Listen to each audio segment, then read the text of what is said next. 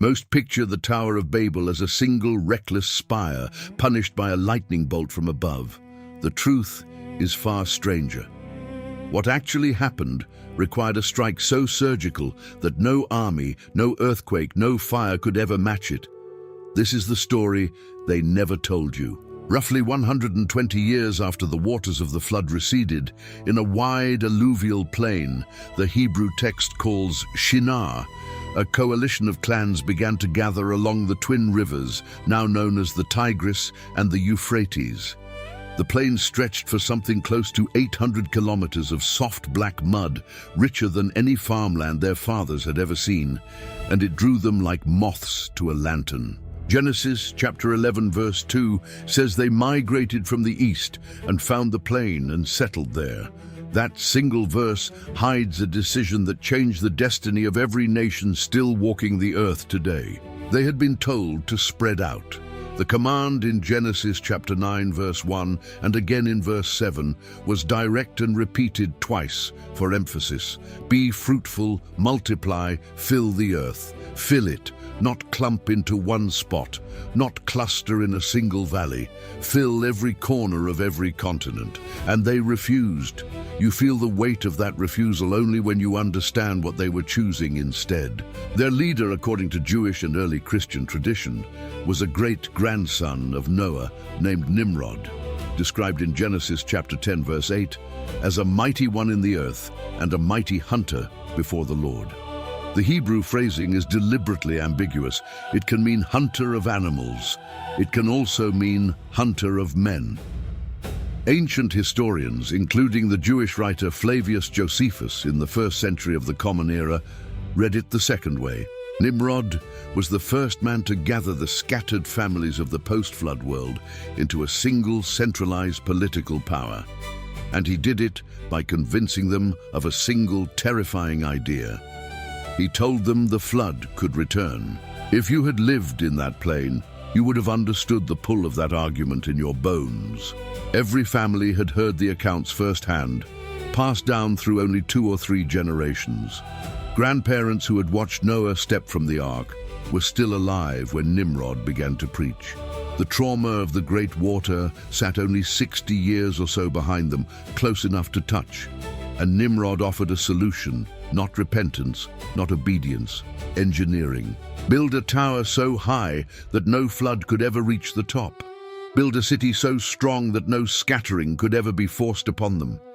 Build a name so vast that history would never forget who they were.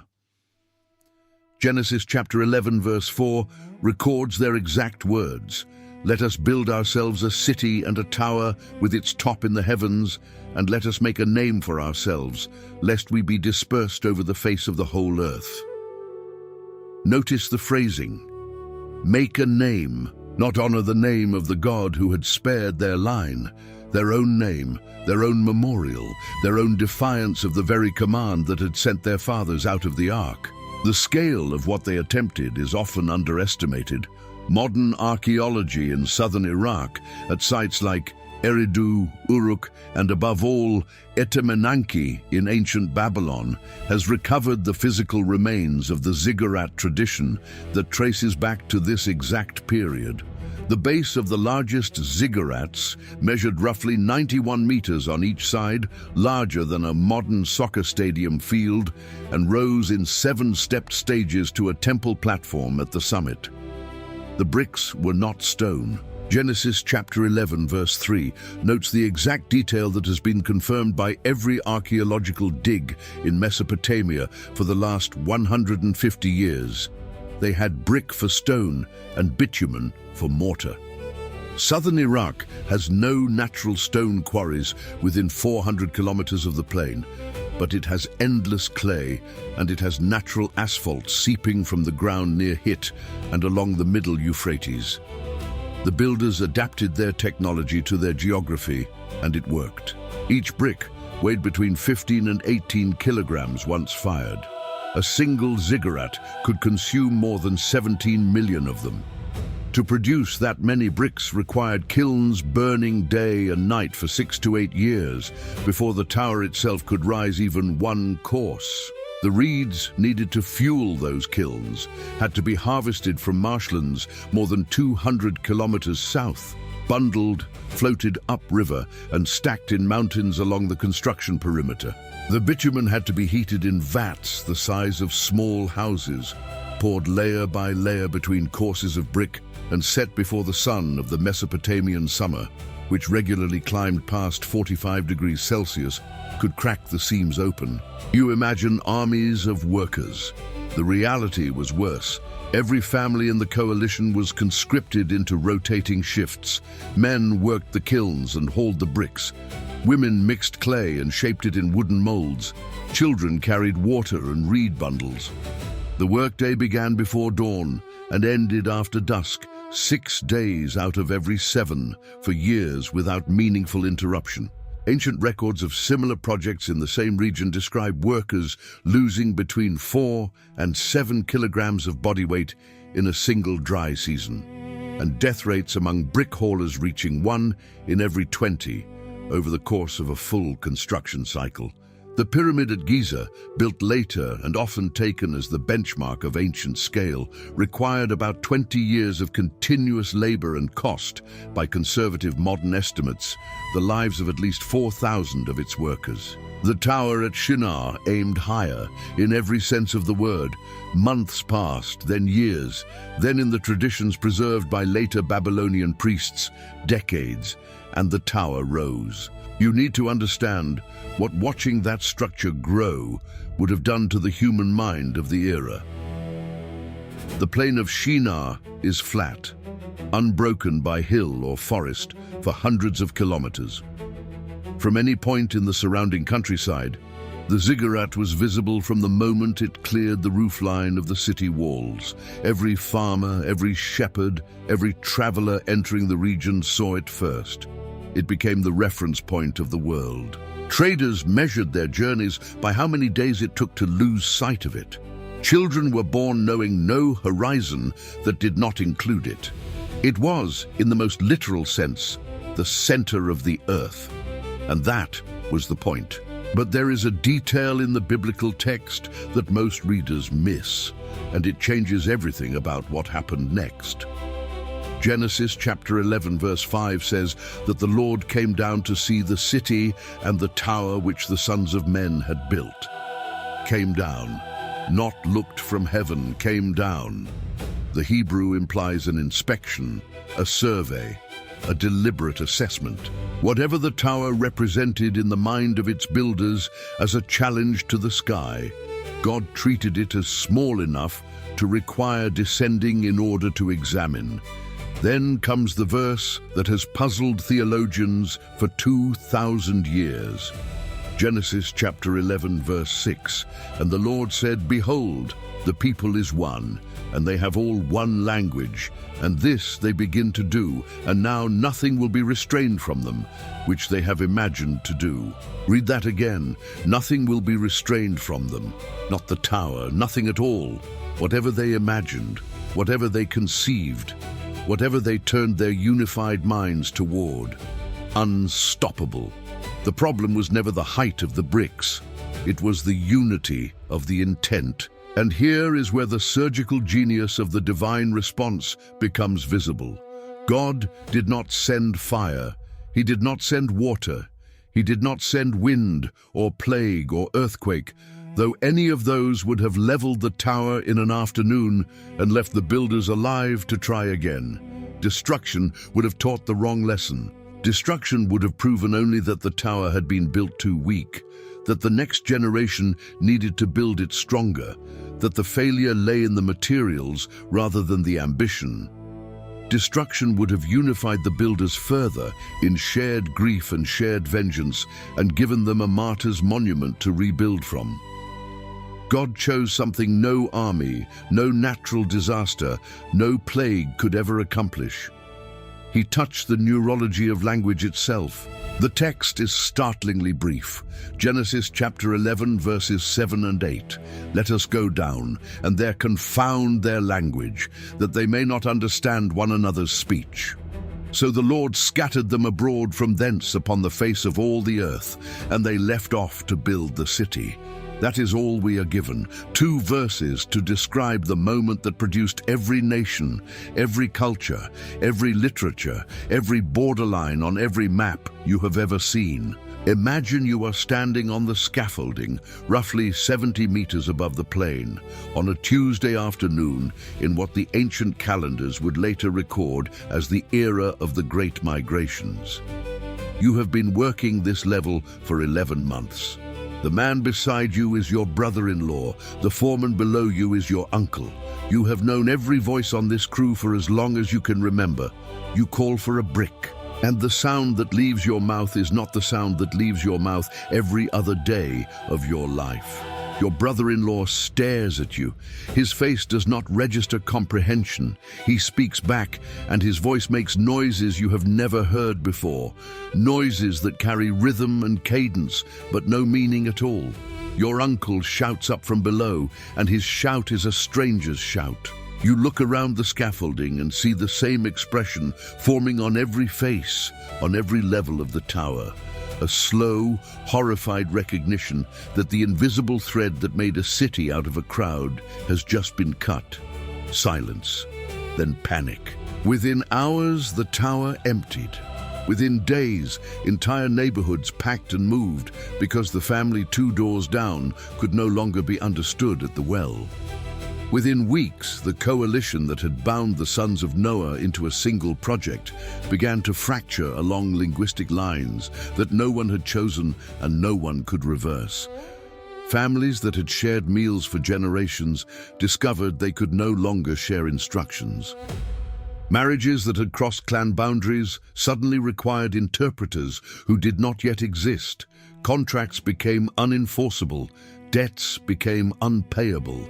The economy of the plain, which had run on trust and shared assumption for its entire existence, collapsed in a single season. And still, no wall of the tower had fallen, not one brick had been dislodged. From a distance, on the horizon, the ziggurat still stood exactly as it had the morning of the confusion, only the humans had changed. You begin to see the surgical brilliance of it. A destroyed tower produces martyrs and legends. A destroyed tower can be rebuilt. A destroyed tower becomes a rallying cry that binds the survivors more tightly than the original ambition ever did. But a functioning tower that no one can coordinate to complete becomes something far more devastating. A monument to the exact moment human ambition met its ceiling. A silent, permanent reminder that the problem was never the materials. The dispersion that followed reshaped the geography of the human race.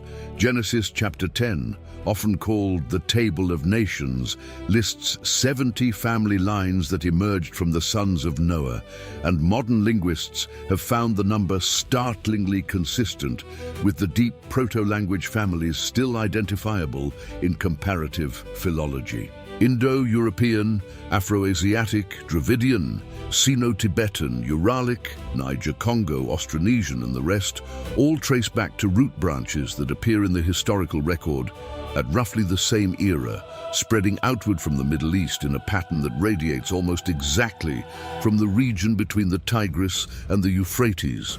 Some of the earliest inscriptions we can read, in Sumerian and in Akkadian, already reflect 2 mutually unintelligible tongues sharing the same city walls.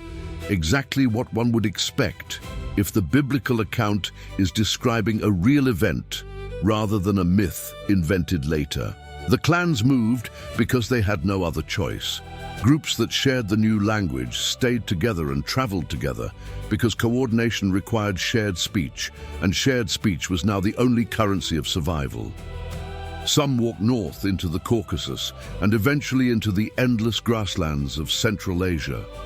Some crossed the Sinai into Egypt and the Nile Valley.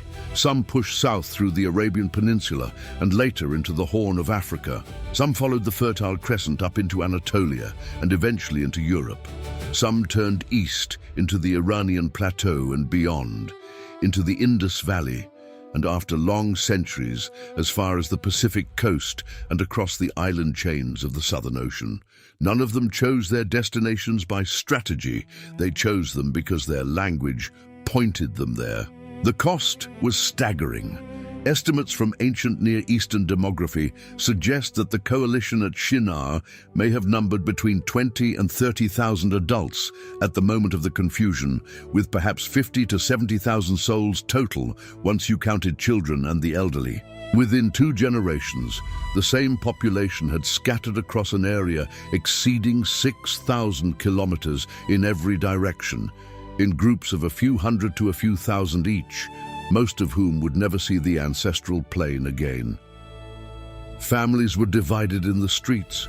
Children ended up on caravans, headed to regions their parents would never reach. Wives and husbands who spoke different post-confusion languages faced a choice that some resolved by separation and others by decades of laborious mutual learning. The pain of the fracture is not recorded in any single line of text, but it is the shadow behind every migration legend of every people group that eventually emerged from that plain. Nimrod himself vanishes from the biblical narrative at almost exactly this point. Genesis chapter 10 places him at the founding of Babel, and then he is not heard from again in the primary account. Later traditions, including material preserved in the works of Josephus and in the Jewish Midrashic literature, composed between the 2nd century before the Common Era and the 6th century of the Common Era, suggest that his political authority evaporated within a single generation, absorbed and forgotten by the very fracturing he had tried to prevent. The first man to unite the post-flood world became the first man to lose everything to a divine strategy no empire in history has ever replicated. You have been told, perhaps in childhood, that the Tower of Babel is a story about pride. That is true, but it is incomplete. The deeper truth is a story about coordination and about the terrifying mathematics of unified human capability turned against the very order that made it possible. Modern engineering has quietly confirmed what the ancient text implied. Studies of large-scale construction failures in the 20th and 21st centuries consistently find that the number one cause is not material failure and not design error. It is communication breakdown across teams, across languages, across departments. The collapse of the Tacoma Narrows Bridge in 1940, the loss of the Mars Climate Orbiter in 1999 to a units conversion mismatch between English and metric measurements, the delays and cost overruns of nearly every major cross-border infrastructure project of the last 50 years all trace back at their root to some version of the same problem the builders at Shinar suddenly faced on that Tuesday afternoon. When the language breaks, the tower stops. Every time. The pattern is so consistent that entire fields of project management have grown up around trying to prevent, in miniature, what the plain of Shinar experienced in full. There is another detail. The archaeological record has surfaced that lends the biblical account a strange and specific weight. When Alexander the Great arrived in Babylon in the 4th century before the Common Era, roughly 1,700 years after the traditional dating of the confusion, he found the ruins of the great ziggurat of Etemenanki, which local Babylonian priests told him was the original Tower of Babel. Alexander ordered it dismantled with the intention of rebuilding it in a form worthy of his empire. He put 10,000 workers on the demolition. They cleared the site over the course of 2 months, and then Alexander died in Babylon at the age of 32 before the reconstruction could begin, and the tower was never rebuilt. Not by him, not by his successors, not by any empire that has ruled the plain since. Silence. The site of Etemenanki today is a shallow depression in the earth, roughly 91 meters on each side, filled with brackish groundwater, surrounded by mounds of collapsed brick that farmers in the region have been carting away for building material for more than 2,000 years. That is all that remains of the greatest coordinated human project of the ancient world. Not a monument, not a museum, a puddle. Every empire that has tried to raise something in that footprint has failed to finish it.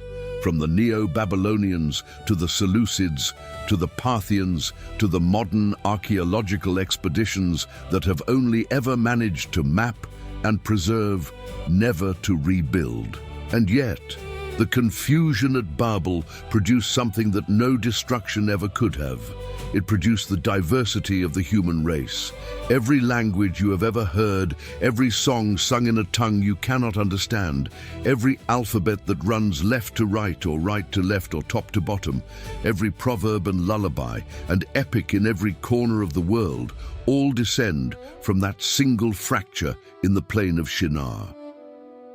What began as judgment became the seed of every culture that would ever emerge. The scattering did not diminish humanity, it multiplied it. It gave to the earth the mosaic of peoples that a single coordinated tower could never have contained. The New Testament makes one deliberate callback to this event, and it is not accidental. In Acts chapter 2, on the day of Pentecost, the Spirit of God descends on a gathering of disciples in Jerusalem and enables them to speak in the languages of every nation represented in the city that morning. The text lists at least 15 distinct language groups, from Parthians and Medes to Cretans and Arabians, and says that each of them heard the message in their own native tongue. Read alongside Genesis chapter 11, the intent is unmistakable. What was fractured at Babel to prevent unified rebellion is, at Pentecost, momentarily reversed to enable unified proclamation, not by erasing the differences, by speaking through them. That reversal alone is worth pausing on. The text at Pentecost does not restore a single primal language. It honors the 70 that had emerged from Shinar. The diversity itself became the medium of the message. Whatever confusion the tower had produced, it was now being repurposed rather than undone. The Tower of Babel was not, in the end, a story about a building. It was a story about what happens when a species made for coordination turns its coordination against the very order that gave it breath. The response was not vengeance, it was surgery. Not destruction of the tower, which could have been rebuilt, not annihilation of the builders, which would have violated the covenant made with Noah after the flood, in which God had sworn never again to wipe humanity from the earth. Something far more precise, something that left the guilty alive and the structure standing and only removed the one invisible ingredient without which neither could accomplish anything further. Language. You live right now inside the consequences of that decision. The country you were born in exists because a group of your ancestors, at some point after Shinar, moved in a direction determined by a language they suddenly spoke. The name you carry, the words your mother sang over your cradle, the songs of your childhood, the accent in your voice, the syntax that shapes your thoughts before you even choose your words, all of it was set in motion the moment the sound that left one man's mouth on a scaffolding in Mesopotamia stopped matching the sound entering the ear of the man beside him. The tower was never the enemy. Neither were the builders. The enemy was a unified refusal to fill the earth as commanded, and the answer was a divine act so precise, so restrained, so respectful of human freedom, that it accomplished in a single afternoon what no war or plague could have accomplished in 1,000 years. It scattered a species without killing a single soul. It ended a project without demolishing a single wall. It preserved the covenant with Noah while overturning the ambition of Nimrod. And it did all of it through the smallest possible intervention in the created order, a targeted adjustment to the way sound produces meaning inside the human brain. You have to sit with that for a moment. The most consequential moment in the ethnic and cultural history of the human species happened without a drop of blood, without a stone falling, without a fire lit, only sound and the meaning of sound, and the sudden, permanent breaking of the bridge between the two. That is why the tower was not destroyed. Destruction would have taught the builders that the ceiling was made of brick. The confusion taught them, and every generation after them, that the ceiling was made of something else entirely, something no engineering, no ambition, no unified human will could ever engineer around. And the ruins of Etemenanki, that shallow puddle in the plain of southern Iraq, still testify to it. You can visit the site, you can walk the perimeter, you can pick up a fragment of a brick that was fired in a kiln nearly 4,000 years ago by the hands of a worker who died believing his tower would touch the heavens. The tower did not touch the heavens touched the tower, and in the moment of that touch, without breaking a single brick, a rebellion became a mosaic. A monolith became a family of nations. A rejected commandment became an obedience delivered by a diaspora that stretched generation by generation into every continent and every century that has followed. Every map you have ever seen is a footnote to that Tuesday afternoon. Every language you have ever heard is an echo of that first moment when one word failed to mean what it had always meant. Every people group and every culture and every civilization that has ever risen and fallen on this planet traces back, through some long chain of migration and adaptation, to the plain of Shinar and to the single decision, made in restraint rather than in wrath, to confuse the tongue rather than crush the tower. That decision built the world you live in, and the ruins of the tower it spared are still there, silent under the Iraqi sun, waiting for anyone with eyes to see and ears to hear what they have been trying to say for 4,000 years.